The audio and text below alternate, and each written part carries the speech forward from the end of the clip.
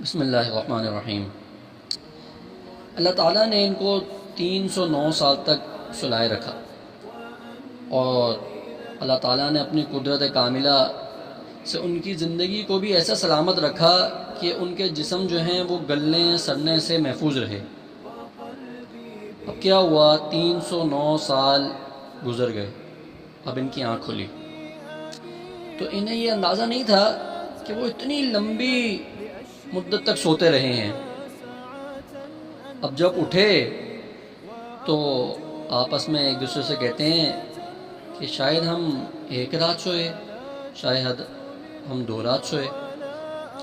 تو اس میں سے ایک ساتھی نے کہا کہ بھائی اگر ہم 1 رات سوئیں یا چاہے ہم 2 رات سوئے، جتنا بھی سوئے، بھائی ابھی تو ہمیں بھوک لگ رہی ہے،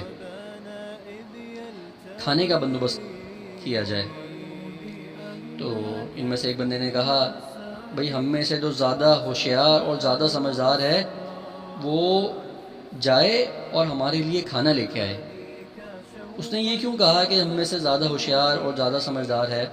اس کا مطلب یہ تھا کہ یہ جو بادشاہ دقیانوس جو بادشاہ ہے یہ بڑا ظالم ہے، اور اسی کی حکومت چل رہی ہے۔ کہیں ایسا نہ ہو کہ تم میں سے جو بھی کھانا لینے جائے وہ پکڑا جائے اور ہم سب کے بارے میں پتہ چل جائے اور ہمیں پھر سے پکڑ لیا جائے اور ہمیں مار دیا جائے۔ اور دوسری بات یہ کہ جو بھی کھانا لینے جائے وہ اس وجہ سے بھی ہوشیار ہونا چاہیے کہ یہ ایسے بادشاہ کی حکومت ہے جہاں پہ کھانا بھی یقیناً حلال نہیں حرام ہوگا، کیونکہ یہاں پہ بتوں کی عبادت کی جاتی ہے، اور جہاں پہ بتوں کی عبادت کی جاتی ہے اور بتوں کے ہی نام پر قربانیاں بھی کی جاتی ہیں اور ذبح کیا جاتا ہے تو وہ کھانا حلال نہیں حرام ہوگا۔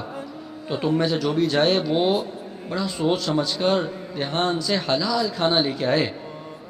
ایک آدمی اس میں سے وہاں غار سے نکلا اور پہاڑ اترتا ہوا شہر میں داخل ہوا، اور وہاں پہ جا کے اس نے مارکیٹ ڈھونڈی، اور مارکیٹ جا کے ایک دکان میں گیا، اور وہاں سے اس نے جو ان کے پاس سکے تھے موجود اس میں سے ایک سکہ دکاندار کو دیا اور اپنے لیے کھانا لیا۔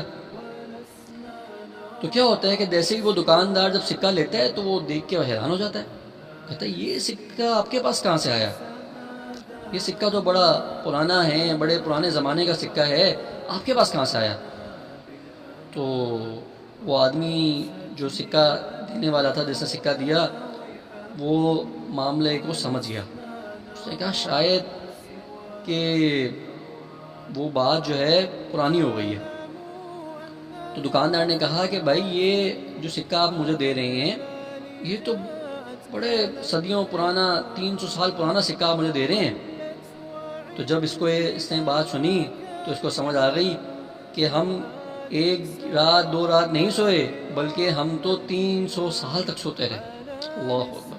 اللہ نے کیسے ان کو 309 سال تک سلائے رکھا اور ان کو پتہ بھی نہ چلا۔ یہ اللہ تعالیٰ کی قدرت کاملہ ہے کہ اللہ ایسا سلاتے ہیں کہ ہم ذرا سا لمبا سو جائیں تو دوسرے دن سر میں درد شروع ہو جاتا ہے، لیکن اللہ جب کسی کو لمبا سلانا چاہیں تو نہ سر میں درد ہوتا ہے، نہ جسم میں درد ہوتا ہے، نہ کسی ہڈی میں درد ہوتا ہے، کیوں اللہ کی شان ہے۔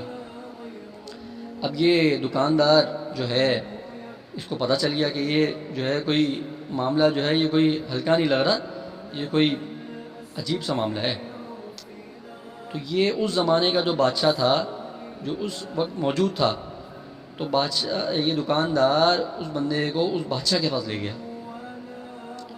تو بعض روایت میں آتا ہے کہ اس زمانے کا جو بادشاہ تھا وہ بڑا دیندار نیک آدمی تھا اور اللہ کی عبادت کیا کرتا تھا، اور اس کی جو رعایا تھی وہ ایمان والی نہیں تھی، اللہ کی سے ہونے کا یقین اور مرنے کے بعد واپس زندہ ہونے کا یقین اس کو نہیں تھا۔ تو یہ روایات میں آتا ہے بعض کہ یہ دعا کر رہا تھا اللہ سے کہ اے اللہ ایسی کوئی نشانی دکھا کہ میری قوم کو اس بات کا بھی یقین ہو جائے کہ اللہ تعالیٰ مرنے کے بعد زندہ کر سکتے ہیں۔ اللہ اکبر! دیکھیں اللہ کی شان، دیکھیں اللہ نے اس بادشاہ کی دعا قبول فرمائی اور ان کو یہاں پہ جو سو رہے تھے ان کو زندہ کیا واپس اور ان کو اٹھایا اور اس بادشاہ کے سامنے لا کے کھڑا کر دیا۔ اب جب بادشاہ کو پتہ چلا کہ بھائی یہ معاملہ ہوا ہے تو پہلے تو بڑا حیران ہوا، پھر اس نے اس معاملے کی پہلے تحقیق کری کہ واقعی یہ معاملہ ایسا ہے کہ نہیں، کیونکہ دقیانوس بادشاہ کا جو یہ قصہ تھا یہ اس زمانے میں بڑا مشہور ہوا تھا، اور اس بادشاہ کو بھی اس قصے کے بارے میں معلوم تھا۔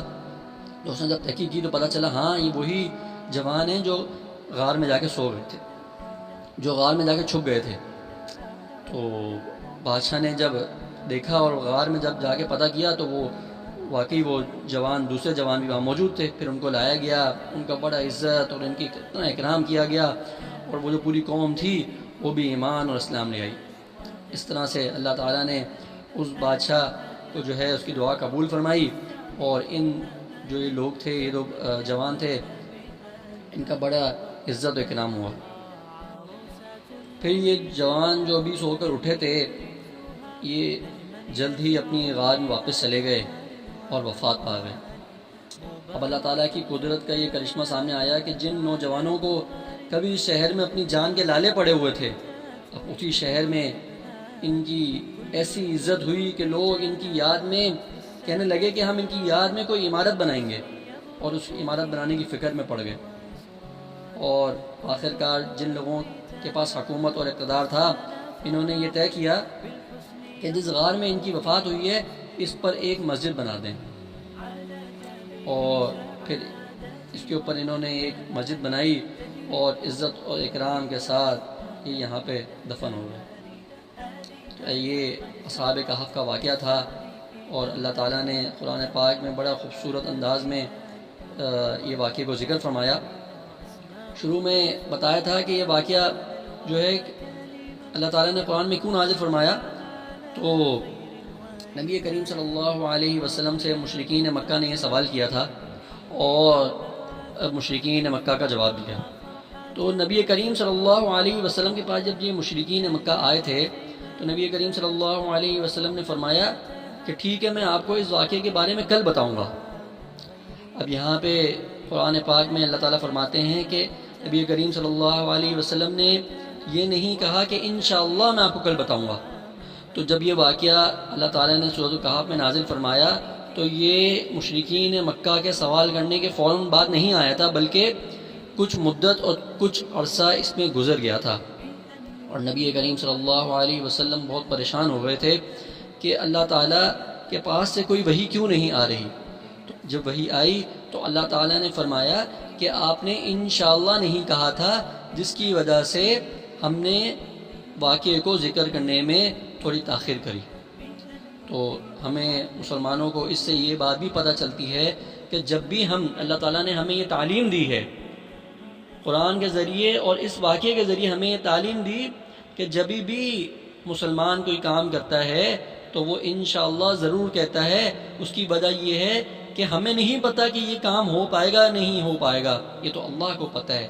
تمام جہانوں کا علم، تمام مخفی چیزوں کا علم، اور تمام وہ چیزوں کا علم جو بعد میں ہونے والا ہے وہ ہمیں نہیں پتہ، یہ صرف اور صرف کس کو پتہ ہے؟ یہ صرف اور صرف اللہ تعالیٰ کو پتہ ہے۔ تو مسلمان کو چاہیے کہ وہ جب بھی کوئی بات کریں تو کیا کہیں؟ انشاءاللہ کہہ کر اس بات کو آگے کریں۔ اللہ تعالیٰ مجھے بھی اور آپ کو بھی عمل کرنے کی توفیق عطا فرمائے، اور جو قصہ ہم نے سنا اللہ تعالیٰ یہ میرا سنانا اور آپ کا سننا قبول فرمائے، اور اللہ تعالیٰ کے حکموں کے مطابق ہمیں اپنی زندگی گزارنے کی توفیق عطا فرمائے۔ جیسے اصحاب کہف کا ذکر سنا، انہوں نے کیسے اللہ کے لیے سب چیزیں چھوڑ دیں۔ آج میں آپ اللہ کے لیے کوئی چیز چھوڑ سکتے ہیں؟ کیا میں اور آپ اللہ کے لیے گانا سننا، میوزک سننا اور بد نظری کرنا چھوڑ سکتے ہیں؟ ان نوجوانوں نے کیسے اللہ کے لیے شرک چھوڑا، کیسے اللہ کے لیے تمام چیزیں چھوڑیں، اور پھر اللہ نے کیسے ان کو 309 سال تک زندہ رکھا، اور پھر ان کو اٹھایا، اور پھر عزت اور اکرام کے ساتھ ان کو واپس اس جگہ پہ رکھا کہ آج تک یہ واقعہ ہم پڑھتے ہیں قرآن میں۔ بلکہ کیا فرمایا کہ یہ سورت جو ہے سورۃ الکہف ہر جمعے پڑھو، تاکہ یہ واقعہ جو ہے ہمیں ہمیشہ یاد رہے کہ اللہ تعالیٰ قدرت والے، بڑی شان والے ہیں، وہ کچھ بھی کر سکتے ہیں، اور اللہ تعالیٰ ہمارا یہ سنانا قبول فرمائے۔ وآخر دعوانا الحمدللہ رب العالمین۔